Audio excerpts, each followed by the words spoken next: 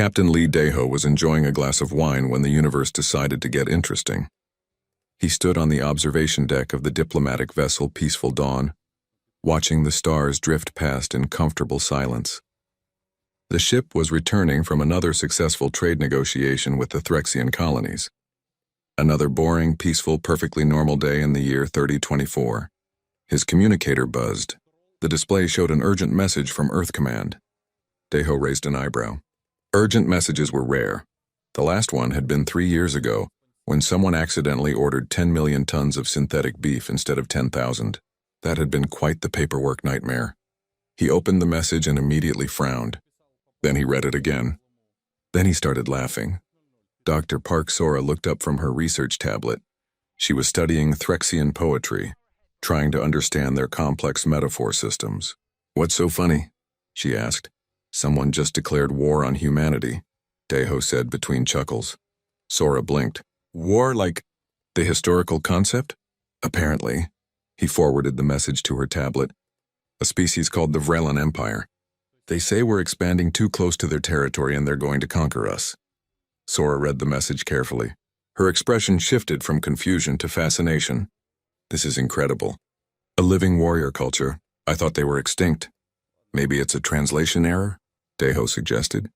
"Remember when the Vilon accidentally told us they wanted to eat our children? Turned out they meant they wanted to teach them." "No, the translation matrix is clear," Sora said, scrolling through the data. "They're serious. Look at this." They've attached their military accomplishments. 14 conquered civilizations. Battle footage. Tactical demonstrations, she paused. "Oh my. They're quite violent, aren't they?" Daeho watched the footage over her shoulder. The Vilon were massive creatures, 8 feet tall with armored carapaces that gleamed like polished metal. They moved like predators. All controlled power and obvious menace. The battle scenes showed them overwhelming smaller ships with sheer firepower. "Huh," Daeho said. "They look scary. Should we be worried?" asked Lieutenant Choi Minho, joining them. He was young and took his security duties seriously, even though the most dangerous thing he usually dealt with was expired fire extinguishers. "Worried? About what?" Daeho asked genuinely. Minho pointed at the screen. "They just declared war. That means fighting, violence, danger." The three of them stared at each other for a moment. The concepts felt strange in their mouths, like speaking a dead language. "I suppose we should tell someone," Daeho finally said. On Earth, at the diplomatic station Unity Hall, Ambassador Kim Ji-won was hosting a garden party. The station orbited Earth, a beautiful ring of gardens and meeting halls where representatives from across human space gathered. Today's party celebrated the 500th anniversary of the Threxian Alliance. There were flowers everywhere, music playing softly, and absolutely no weapons of any kind because nobody had needed weapons for a very long time. Kim was discussing agricultural techniques with a Threxian diplomat when her assistant rushed over, looking flustered. "Ambassador, we have a situation." Kim excused herself politely. Situations were usually scheduling conflicts or food allergies. "What kind of situation?" "Someone declared war on us." Kim waited for the punchline. When none came, she asked, "War? Are you certain that's the correct translation?" "Yes, Ambassador. The Vilon Empire. They sent the declaration to all human systems simultaneously." The assistant handed her a tablet. Kim read it carefully. Then she read it again. Then she called an emergency meeting. Within an hour, representatives from every human system had connected via holographic link. The chamber filled with confused faces. Some people were laughing. Others looked genuinely puzzled. A few thought it was an elaborate joke. "Perhaps we should respond with our own cultural demonstration," suggested one representative. "Maybe they think war declarations are how civilized species say hello." "We should open diplomatic channels immediately," Kim said firmly. "There's obviously been a misunderstanding." She recorded a message carefully. She explained that humanity was a peaceful civilization. She noted that human territory was nowhere near Vilon space over 200 light-years away. She offered trade agreements, cultural exchanges, and friendship. She used her warmest, most diplomatic tone. The Vilon response came 6 hours later. "Your words mean nothing. Your expansion threatens our empire. We have conquered 14 civilizations. You will be the 15th. Our fleet arrives at your home system in 30 days. Prepare for conquest or prepare to serve. There is no third option." The message was read aloud in the emergency session. Silence filled the chamber. "They're really serious about this," someone said quietly. "Don't they know who we are?" another representative asked. "Humans don't do war anymore. We've been peaceful for 1,000 years. Kim felt a strange chill run down her spine. She called for a recess and immediately contacted the Galactic Council. If anyone would know how to handle this, it would be the other spacefaring species who had been navigating the stars longer than humanity. The council meeting was immediate. Representatives from 7 different species appeared in holographic form. When Kim explained the situation, their reactions surprised her. The Threxian ambassador, an elderly being named Kresh, made a gesture of distress. "The Vilon have declared war on humanity? Yes, we're trying to negotiate, but they seem quite insistent." Kresh exchanged glances with the other ambassadors. They all looked worried. Not worried for humanity, worried about something else entirely. "Ambassador Kim," Kresh said slowly, "perhaps you should simply surrender." Kim laughed. "Surrender? We have 47 star systems. We have the resources to negotiate from a position of strength." "You don't understand," said the Quellan representative, her translator making her voice sound urgent. "It's not about resources. Then what is it about?" Kresh leaned forward, his ancient eyes serious. "Do you know why we were so eager to ally with humanity when you reached the stars? Why we offered friendship so quickly? Why we share technology so freely? Because we're peaceful?" Kim suggested. "Because you're peaceful now," Kresh corrected. "We studied your history. We read your archives. We know what you were." He paused. "We know what you're capable of becoming again." Kim felt confused. "Our history? You mean the ancient wars? Those were 1,000 years ago. We've evolved past that, have you?" asked the Quellan. "Or have you simply forgotten?" Another ambassador spoke up, a being made of crystalline structures that chimed when it moved. "There are legends about old humanity, stories passed down from species that encountered you during your expansion period, before you chose peace, and I don't understand," Kim said. Kresh's expression was grave. "Ambassador, please. Convince the Vilon to withdraw their declaration. Not for humanity's sake, for theirs. If you awaken what your species has sleeping inside it, none of us will be safe. Not even you." The holographic meeting ended. Kim sat alone in her office staring at Earth below. The planet looked so peaceful, so green and blue and perfect. Humanity had spent 1,000 years building this peace. They had sealed away the old ways, the old knowledge. They were better now, weren't they? She opened a connection to Earth's defense minister. "Minister Kang, we need to talk about the Vilon situation." "Already on it," Kang replied cheerfully. "I've activated the museum corps. They're the closest thing we have to a military. Should be fine for ceremonial purposes. Maybe the Vilon just want to see a show of strength." "Maybe," Kim said quietly. But she kept thinking about Kresh's warning, about the fear in the other ambassador's eyes. In deep space 30 days away from human territory, the Vilon fleet prepared for glory. Warlord Krivath stood on the bridge of his flagship, watching his armada assemble. 10,000 warriors, 500 ships, the full might of the Vilon Empire's Third Fleet. "They have not responded to our declaration with military movement," his tactical officer reported. "Intelligence suggests they have no standing military force." Krivath clicked his mandibles in satisfaction. "As expected, a soft species. This conquest will be swift. Should we offer terms of surrender? No, they had their chance to submit. Now they will learn what it means to face the Vilon."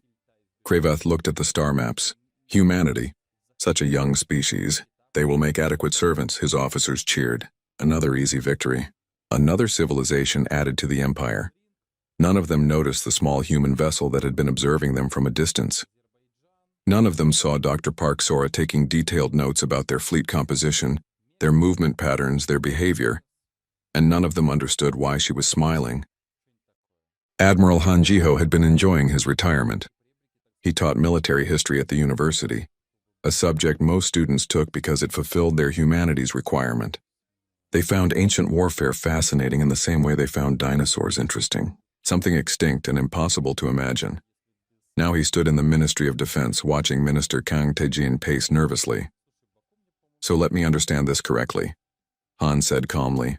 "An alien empire has declared war on humanity. They arrive in 28 days. And you want me to prepare our defense using the museum corps?" "Yes," Kang said. "You're the most qualified person we have." You wrote 3 books on historical military strategy. I also wrote a book on ancient cooking techniques. That doesn't make me a chef. But you understand how warfare works, theoretically. Han sighed. Minister, the Museum Corps exists to maintain historical sites and give tours to school children. They practice ceremonial marching and wear reproduction uniforms. They're not soldiers. Then what do you suggest? Han was quiet for a moment. We need to access the deep archives. Kang's face went pale. The archives? Those have been sealed for 1,000 years for good reason. But if we're actually facing a war, we need more than theory. We need the actual knowledge that our ancestors sealed away. 3 days later, Han stood in front of a massive vault door beneath Old Geneva. Dr. Yoon Hyeri stood beside him, her hands shaking slightly. She was a military archaeologist, one of the few people who studied pre-peace humanity seriously. Are you sure about this? She asked. No, Han admitted, but we're out of options. The door required authorization from 5 different government branches. It took 2 days to get all the approvals. When the locks finally disengaged, the sound echoed through the underground chamber like thunder. A voice spoke from hidden speakers, ancient and artificial. I am Sentinel. I have guarded these archives for 1,043 years. State your purpose. We need access to military knowledge, Han said. We're facing an external threat. External threat detected and verified, Sentinel confirmed. The Vilon Empire. Analysis suggests they pose a moderate danger to outlying colonies. However, I must ask, are you certain you wish to open these archives? Humanity sealed this knowledge for a reason. We have no choice, Yoon said. There is always a choice, Sentinel replied. But very well. Authorization confirmed. Welcome to humanity's memory. The lights came on slowly, section by section. The chamber was enormous, stretching away into darkness. And it was full of things that shouldn't exist anymore, weapons, thousands of them. Weapons that Han had only seen in historical texts. Weapons that looked impossibly advanced even by modern standards. This is impossible, Yoon whispered. These designs are from the late war period. They shouldn't be this sophisticated. We barely had fusion power then. Necessity breeds innovation, Sentinel said. When humans made war upon themselves, they became very good at it very quickly. Han walked deeper into the archive. He passed rows of sealed containers, each labeled with codes he didn't recognize. One section was marked Tactical AI. Another said Biological Countermeasures.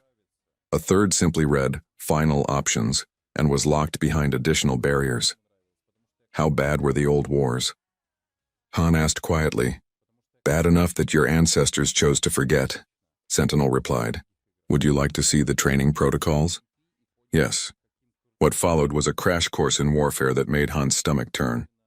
The training modules were efficient and terrifying. They didn't teach war as honor or glory. They taught it as a science, as a brutal, calculated mathematics of destruction. Within a week, the Museum Corps began their transformation. Corporal Shin Yunji had joined the Corps because she liked history, and the uniform looked nice. Now she found herself learning how to disable an enemy ship's life support systems.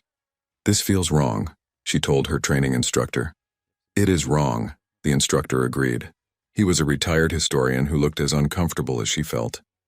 But apparently we need to remember how to do wrong things just in case. The training was strange because it felt natural. The movements, the tactics, the way of thinking. It was as if something in their brains recognized these patterns. Muscle memory from ancestors they'd never met. Around human space, similar scenes played out. Engineers examined ancient warship designs and realized they could build them easily. Tacticians studied old battles and found themselves understanding the strategies instinctively. Scientists looked at weapon specifications and thought, oh, that makes sense. It made sense. That was the disturbing part. Dr. Park Sora returned from observing the Vilon fleet. She presented her findings to the Defense Council. They're powerful, she said, but predictable. They follow strict honor codes in combat. They announce their attacks. They prefer direct confrontation. She pulled up tactical data. They've conquered 14 civilizations, but all of those civilizations were either peaceful or technologically inferior. And us? Asked Minister Kang. We're peaceful, Sora said. But technologically, we're far ahead of them. They're still using projectile weapons and basic energy shields. We have, she gestured at the screen showing archive contents, significantly more options. But we don't know how to use any of it, Kang protested. Actually, Admiral Han interrupted, that's the strange part. We do know. Or we're learning incredibly fast. It's like the knowledge was always there, just sleeping. Ambassador Kim attended the meetings via hologram. She had stayed at the Galactic Council, trying to convince the Vilon to negotiate. So far, she'd had no success. The other species are terrified, she reported. Not of the Vilon, of us. I've had 3 ambassadors privately ask me to promise that humanity will stop once the Vilon are defeated. Stop what? Kang asked. Stop remembering, Kim said quietly. They're afraid of what we'll become if we fully awaken our old nature. Han looked at the data streaming across his screens. Training reports. Weapon systems coming online. Tactical simulations running in his head as naturally as breathing. He understood their fear. Maybe we should surrender, Kang suggested weakly. The Vilon want some of our outer colonies. Maybe we can negotiate territory? No, said a new voice. Everyone turned. Captain Lee Daeho had entered the chamber. He'd been recalled from diplomatic duties to join the defense planning. His usually cheerful face was serious. They attacked New Busan Station yesterday, Daeho said. Destroyed it completely. 300 people were aboard. The room went silent. Were there survivors? Kim asked. No. The Vilon commander broadcast a message afterward. He said it was a demonstration, a warning of what happens to species who make them wait. Daeho's voice was carefully controlled. He said humanity had 25 days to surrender completely or face total conquest. Something changed in that moment. Han saw it in the faces around him. A shift from reluctance to resolve. Sentinel, Han said to the AI, show us everything. All the archives, all the knowledge. Everything our ancestors knew about warfare. Admiral, I must warn you, I don't care.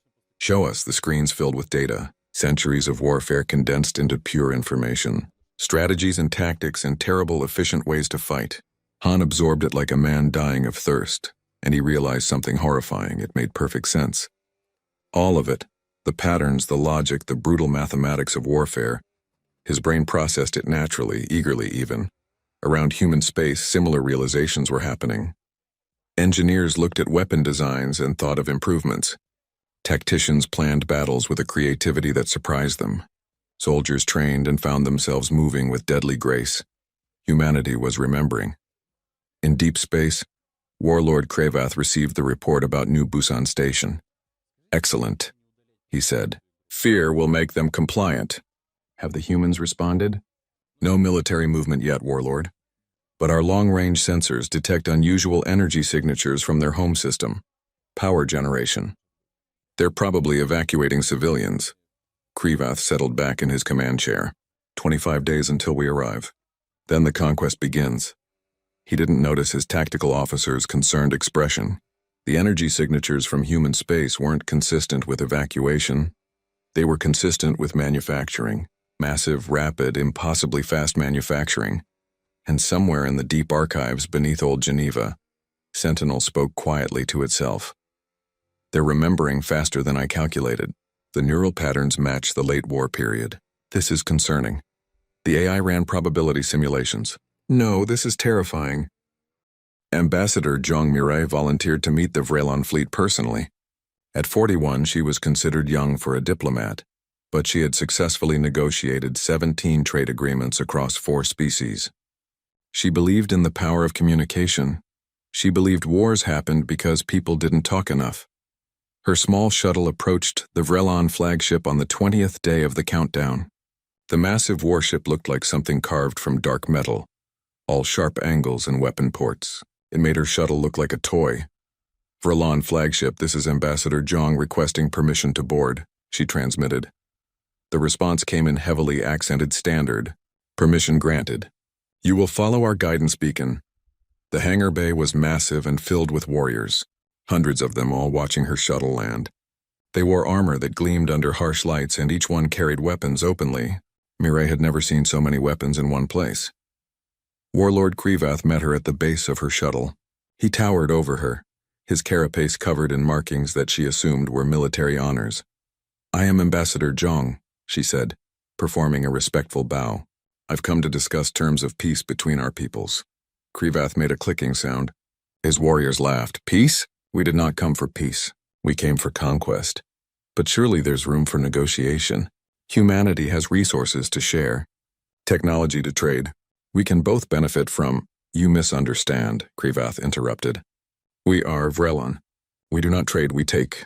We do not negotiate. We conquer. This is our nature. Mireille kept her composure. Every species can change their nature. Humanity did. 1,000 years ago we fought wars among ourselves. We were quite good at it. But we chose to change. We chose peace. You can make the same choice. Krivath leaned down, bringing his face close to hers. You chose peace because you were weak. We are strong. Strength does not need peace. He straightened and gestured to his warriors. We have conquered 14 civilizations. Each one thought they could negotiate. Each one thought they could make us see reason. Each one was wrong. He pointed at a massive display screen. Watch, the screen showed New Busan Station. Then it showed the station exploding, debris scattering across space. That was your answer, Krivath said. Now leave. Tell your people they have 5 days to surrender completely. If they do not, we will show them what real war looks like. Mireille returned to her shuttle, her hands shaking. Not from fear, from anger, and from a strange feeling she didn't recognize at first. A cold calculation running through her mind about the hangar bay layout, the number of warriors, the structural weaknesses she'd observed. She pushed the thoughts away. She was a diplomat. She believed in peace. But as her shuttle left the Vilon flagship, she found herself thinking about the deep archives, about what humanity had sealed away, about what might be necessary. On Earth, Captain Song Yuna studied tactical displays with an intensity that surprised her instructors. She commanded a frigate called the Morning Calm, usually used for cargo transport and survey missions. Now it was being fitted with weapon systems pulled from the archives. The Vilon fleet moves in standard formation, she explained to her crew. 3 layers. Heavy ships on the outside, medium ships in the middle, command vessels at the center. It's protective but inflexible. Her tactical officer, Lieutenant Bei Junho, looked at the engineering specs. These weapons are— I don't understand. How did our ancestors build this? The power requirements alone should be impossible with 1,000-year-old technology. They were motivated, Yuna said simply. We're about to be similarly motivated. Admiral Han assigned 3 frigates to engage the Vilon advanced scouts. It was a test. A way to see what they were actually dealing with. Song Yuna's ship was one of the 3. Are you nervous? Hunyo asked her. Yuna thought about it. She should be terrified. This was her first combat situation. This was everyone's first combat situation in 1,000 years. But instead she felt calm, focused. Her mind processed tactical data like it was a language she'd always known. No, she said. I feel ready. The engagement happened at the edge of human space near a small mining colony called Hope's Edge. The Vilon sent 12 ships to scout the area. They expected to find frightened civilians and maybe some cargo vessels. They found 3 human frigates waiting for them. Vilon vessels. This is Captain Song Yuna of the Human Defense Fleet. Turn back now and no one needs to be harmed. The Vilon commander's response was predictable. Defense Fleet?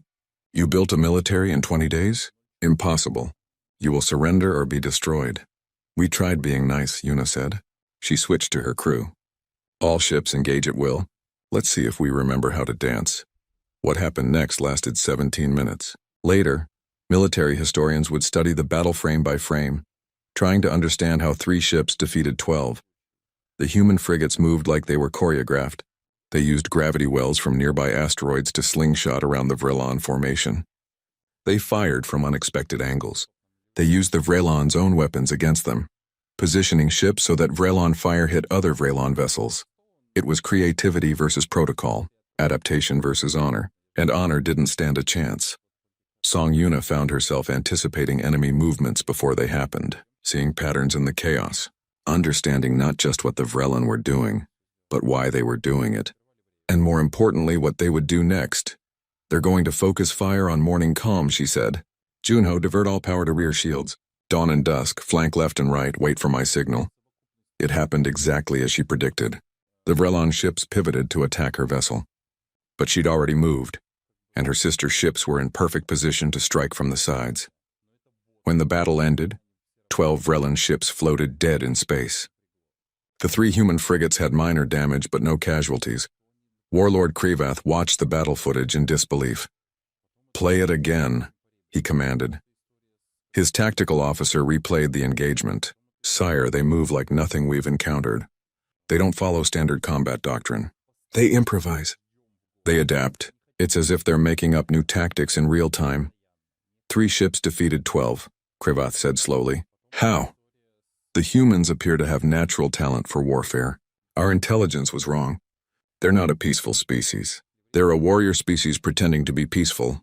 Krivath stared at the screen. For the first time in his military career, he felt something unfamiliar. Not quite fear, but something close to it. Send word to the Empress. Request reinforcements, sire. We have the entire Third Fleet. Surely we don't need... Send the message, Krivath roared. And tell the fleet to prepare for actual combat. These humans are not prey. They're predators. On Earth, the victory was celebrated cautiously. Dr. Nam Seojin, a psychologist assigned to monitor the soldiers' mental health, studied the combat recordings with growing concern. Look at Captain Song's face during the battle, he showed his colleague. She's smiling. Maybe it's stress. No, look at her neural patterns. She's experiencing pleasure. Dopamine release, endorphins, she's enjoying it. Nam pulled up more data, and it's not just her. Every single person in those engagements shows the same pattern. They like fighting. That's disturbing. It gets worse. They're getting better at it. Their second engagement was more efficient than the first. Their third was even better. They're not learning to fight. They're remembering how, and their brains are rewarding them for it. Nam sent his report to Admiral Han with a warning flag. We need to monitor this carefully. We might win this war, but we need to make sure we can stop once we do. Ambassador Kim watched reports coming in from across human space. More skirmishes. More victories. Each one easier than the last. Each one making her more worried. She met with Kresh, the Threxian ambassador, privately. Your people are terrified of us, she said. Yes, Kresh admitted. We remember the stories. The old ones who met you during your expansion period, before the peace. He looked at her with his ancient eyes. There's a reason we accepted your treaties so easily. A reason we shared technology freely. We were trying to keep you happy, keep you content. You were afraid we'd attack? No. We were afraid you'd remember what you were. What you could be. Kresh gestured at the battle reports. And now you have. But we're only defending ourselves. For now, Kresh said quietly. But we've seen this pattern before. In other species. In ourselves. Once the bloodlust awakens, it's hard to put back to sleep. Kim returned to her quarters and looked at Earth below. The beautiful blue planet that had been at peace for so long. She thought about Song Yuna smiling during battle. About soldiers who were too good at violence. About humanity remembering something that should have stayed forgotten. And she wondered if the Vilon had actually declared war on humanity, or if they'd simply awakened something that would consume them all. The Vilon Empire sent everything. 3 full armadas. 10,000 ships. Warriors who had trained their entire lives for battle. Empress Shakara personally ordered the mobilization, declaring humanity would be made an example of. No species defies the Vilon, she announced across imperial space. No species defeats our warriors. This human insolence will end in total submission. The human response was coordinated by Fleet Admiral Ryu Jihye. At 58, she had spent her career as a logistics coordinator, managing supply routes and resource distribution. Now she found herself planning the defense of all human space with a clarity that frightened her. The Vilon think in terms of force and honor, she explained to her staff. They'll attack our major colonies first to break our will. But they don't understand that will isn't something you can break in humans. It's something you awaken. Commander Oh Sun-woo led the special operations teams. He was 40 years old and had spent his career in ceremonial roles, visiting schools and teaching children about historical military traditions. Now he was planning boarding actions and infiltration strikes. This feels wrong, he told his team during training. I know these tactics. I understand them instinctively. It's like I've done this before, but I never have. Maybe your ancestors did, suggested one of his soldiers. Maybe it's genetic memory? Oh didn't know, but when he moved through simulated combat scenarios, his body knew exactly what to do. Every strike, every tactical decision, every improvisation came naturally. And that scared him more than the Vilon ever could. The first major battle happened at the colony world of New Seoul. The Vilon sent 500 ships, expecting to overwhelm the defenders with sheer numbers. They found a trap instead. Admiral Ryu had spent 3 days studying Vilon tactics. She understood how they thought. Honor demanded they announce their attacks. Pride required them to engage directly. Tradition forced them into predictable formations, so she gave them exactly what they expected. A desperate defense. Civilian ships evacuating. Obvious weak points in the human formation. The Vilon took the bait. What they didn't see was the network of automated weapons platforms hidden in the debris field around the colony. What they didn't detect was the specialized electromagnetic pulse generators designed to disable their shields. What they didn't know was that every human ship had been broadcasting false power readings, making them seem weaker than they were. The battle lasted 72 hours. The Vilon fought with honor and courage and traditional tactics.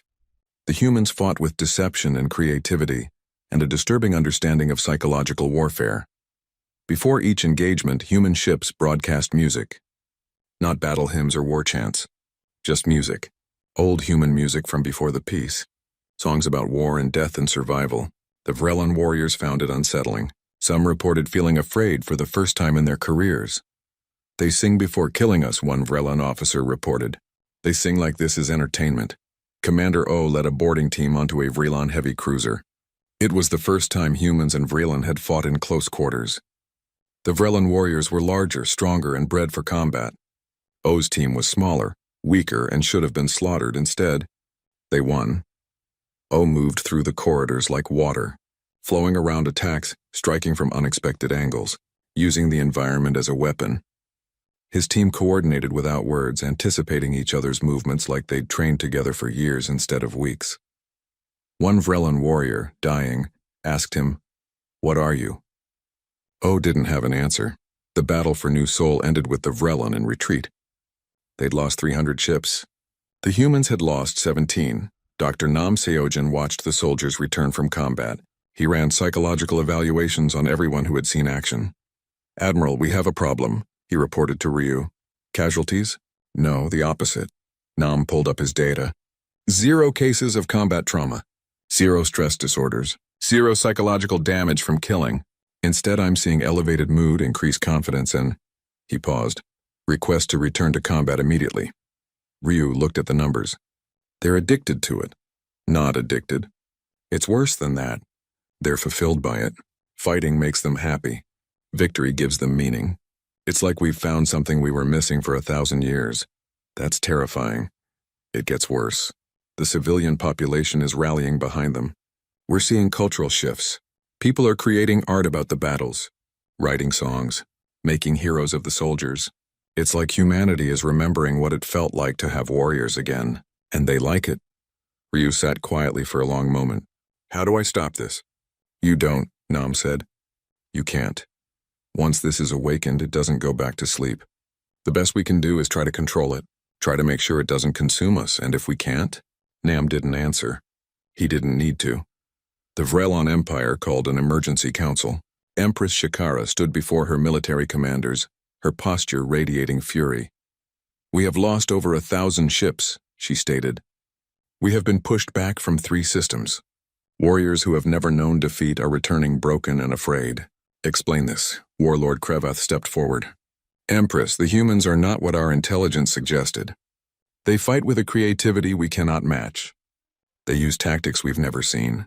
They move like the battlefield is a game they invented. They're smaller than us, weaker. They have no military tradition." "They have tradition," Krevath said quietly. "We just didn't know about it. Our historians found references in the galactic archives, old records from species that encountered humanity during their expansion period. Before the peace." He brought up images on the display. "They called humans the clever ones, the adaptable ones, the species that makes war like art." Shikara studied the reports. "We are Vilon. We have conquered 14 civilizations. Those civilizations fought us with honor," Krevath said. "The humans have no honor. They have something worse. They have imagination." General Thorax, one of the oldest military commanders, spoke up. "Empress, I served in the campaign against the Kelon. That was a hard war, but the Quelon fought predictably, honorably. The humans..." He gestured at battle footage. "They make fighting look like dancing, like poetry, like they're enjoying themselves." You're saying we cannot win. I'm saying, Thorax chose his words carefully, that we declared war on the wrong species. We thought they were peaceful. But I believe there's something much more dangerous. They're peaceful by choice, and now we've given them a reason to choose differently. Shakara watched more battle footage. Human ships moving with impossible grace, human soldiers fighting with disturbing efficiency, and always that music playing before combat, that strange, haunting human music. Send a message to their leadership, she ordered. We will negotiate terms. Empress, that would be unprecedented.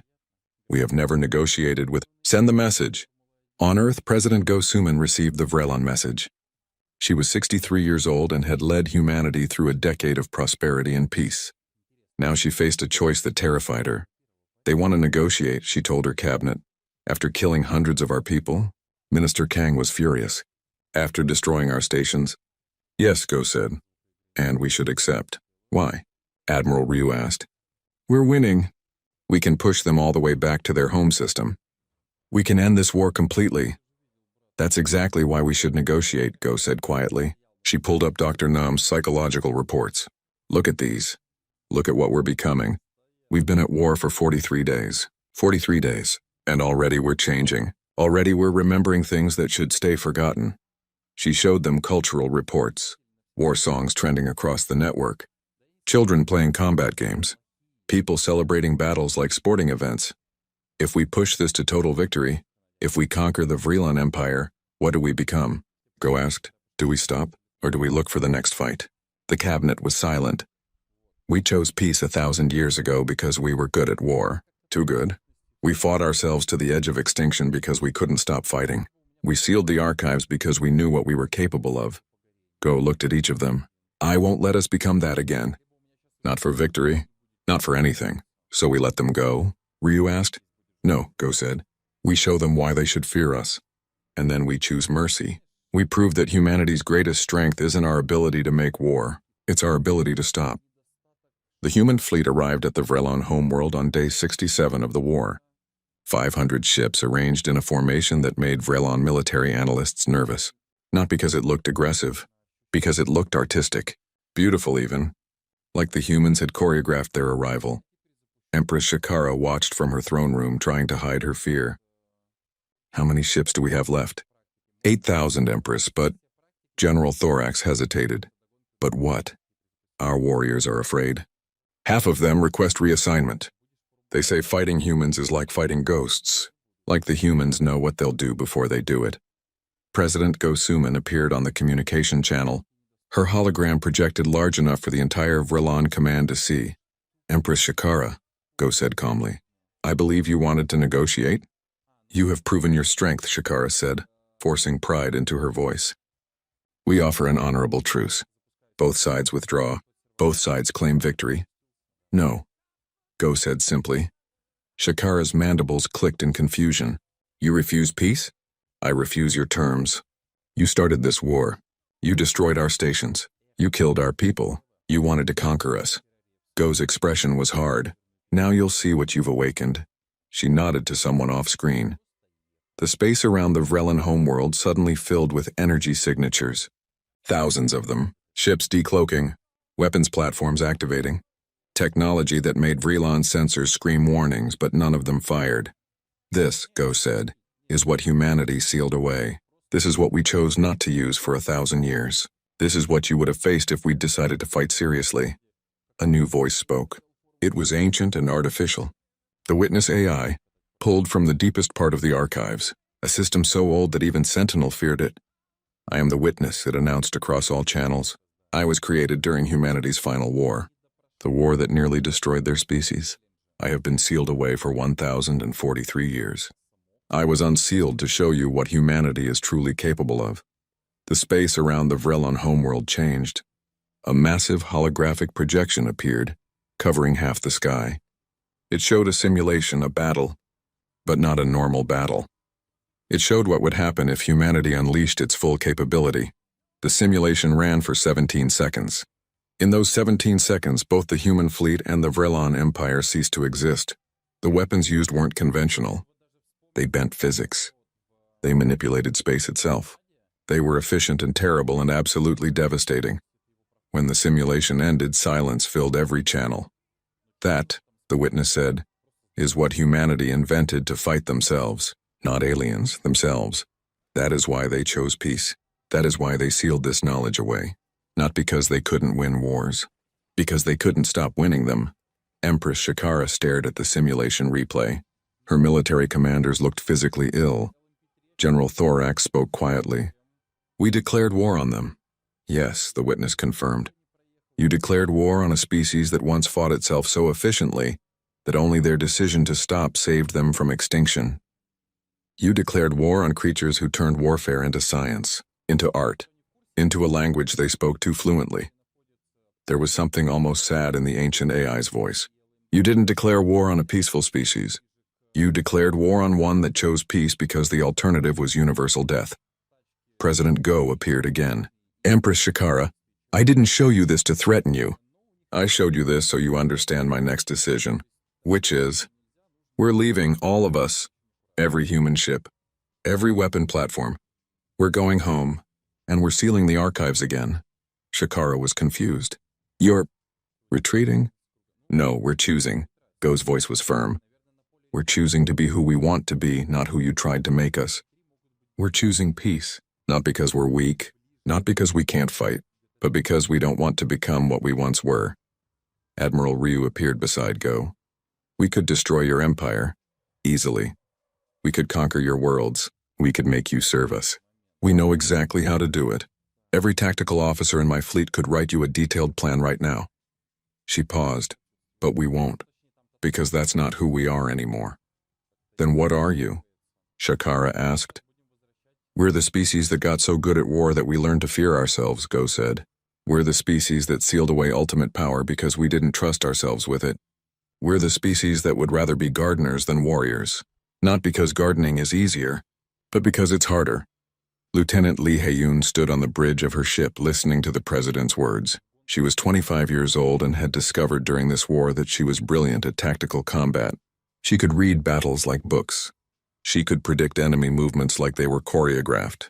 She was so good at fighting that it terrified her, because part of her wanted another war. Part of her had felt more alive in the last 67 days than in her entire previous life. And she hated that part of herself. She looked at the commendation on her uniform. Hero of the Battle of New Seoul. She'd saved 300 lives with a tactical maneuver that military historians were already calling genius. And she was crying. "Lieutenant?" her captain asked. "Are you all right?" "No," Hae-yoon said honestly. "I'm good at this. Really good. And I hate that I'm good at it. And I hate that part of me enjoyed it." Her captain nodded slowly. He was older. Had read about the old wars in history books. "That's how you know you're still human," he said. "The moment you stop hating your talent for violence is the moment you become what we were. What we're trying not to be again." The human fleet began to withdraw, slowly, peacefully, in that same choreographed formation, but before they left, they did something unexpected. They transmitted every piece of tactical data from the war. Every battle, every strategy, every weakness in Vilon combat doctrine, complete transparency. "Learn from this," Admiral Ryu transmitted. "Learn what you did wrong. Learn how we think. And next time you consider declaring war on someone, remember that the most dangerous species isn't always the most aggressive one. Sometimes it's the peaceful one. Because they chose peace knowing what the alternative costs." On the Vilon homeworld, General Thorax studied the human data, hours of battles, tactics that made him dizzy with their complexity, strategies that seemed to work on multiple levels simultaneously. "They're teaching us," he said to Empress Shakara. "Why?" "Because they want us to understand. They want everyone to understand, so no one makes this mistake again." Thorax pulled up footage of human soldiers after battle. They weren't celebrating. They were quiet, thoughtful, some were crying. "Look at their faces, Empress. They won, they're heroes, but they're not happy. They're relieved it's over. They're glad they can stop." Shakara watched the footage. What kind of warriors are sad about victory? The kind who remember what war costs. The kind who fight because they must, not because they want to. The kind who are more afraid of themselves than their enemies. Thorax looked at her. The kind we should never have fought. On Earth, the celebrations were muted. People were relieved the war was over. But there was something else in the air. A kind of collective uneasiness. Dr. Nam Seojin presented his final report to President Go. "We'll need extensive cultural therapy," he said. "The population needs to process what happened, what they felt, what they discovered about themselves. Can we go back to who we were?" Go asked. "No, but we can become who we want to be next." Nam showed her data. "The good news is that everyone I tested feels the same way Lieutenant Hayun does. They're disturbed by how good they were at war. That disturbance is healthy. It means we haven't lost our humanity. And the bad news? We can't forget again. We tried that for 1,000 years. It didn't work. The knowledge is still there, in our brains, in our culture. We can't seal it away and pretend it doesn't exist. Then what do? We remember, we teach. We pass down both the capability and the horror. We make sure every generation understands what we are and what we choose not to be." Go looked out at Earth, the beautiful, peaceful planet. She thought about humanity's choice, about power and restraint, about being capable of terrible things and choosing kindness instead. "We'll build a new memorial," she decided, "for everyone who died in this war. 17 soldiers, 300 civilians, every single name. What should the inscription say?" Go thought for a long moment. "They remembered so we could remain human." 50 years later, Ambassador Park Min-seo sat across from a delegation of the Tharvax Empire. They were a young, aggressive species newly arrived in the galactic community. They'd been making threats, flexing their military strength. "You should surrender your border colonies to us," the Tharvax commander said. "We are warriors." "You are not," Min-seo smiled. It was the same smile her mother, Dr. Park Sora, used to give. Patient, understanding, a little sad. "Let me tell you a story," she said. 50 years ago, a species called the Vilon declared war on humanity. She told them everything. The battles, the victories, the terrible efficiency with which humanity had fought, and most importantly, the choice they'd made to stop. "So you see," she finished, "we're not warriors, but we were. We could be again. We choose not to be." She leaned forward. "And that choice isn't weakness. It's the strongest thing we've ever done." The Tharvax commander was quiet for a long time. Then he asked, "What if we attack anyway?"